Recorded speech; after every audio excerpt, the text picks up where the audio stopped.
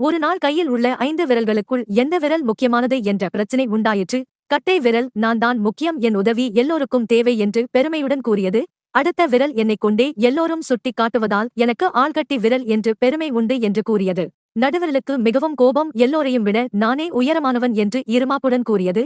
4வது விரல் அமைதியாக, உங்களில் எவருக்கும் இல்லாத பெருமை எனக்கு மட்டுமே உண்டு. தங்க மோதிரத்தையோ வைர மோதிரத்தையோ என் மீது போடுவதால் மோதிர விரல் என்ற மதிப்பு எனக்கே உண்டு என்று அமைதியாக கூறியது. 5வது விரலான சுண்டு விரல் வணக்கம் என்று சொல்லி ஒருவரை வணங்கினாலும் அல்லது கடவுளை வணங்கினாலும் எப்போதும் நான் தான் முதலில் நிற்கிறேன், நீங்கள் நால்வரும் எனக்கு பின்னே அல்லவா நிற்கிறீர்கள் என்று கூறியது. இப்படியே 5 விரலும் சண்டையிட்டுக் கொண்டு இருந்தன.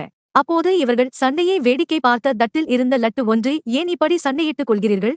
அந்த சிறுவனை பாருங்கள், அவரது பாட்டி இனிப்பான வட்டை அவனிடம் கொடுக்கிறார்கள். அவன் 5 விரல்களை இணைத்து தானே அதை வாங்குகிறான். எனவே நீங்கள் அனைவரும் ஒன்றுதான், இனியாது நான் தான் உயர்ந்தவன் என்று சண்டையிட்டுக் கொள்ளாதீர்கள் என்றது லட்டு.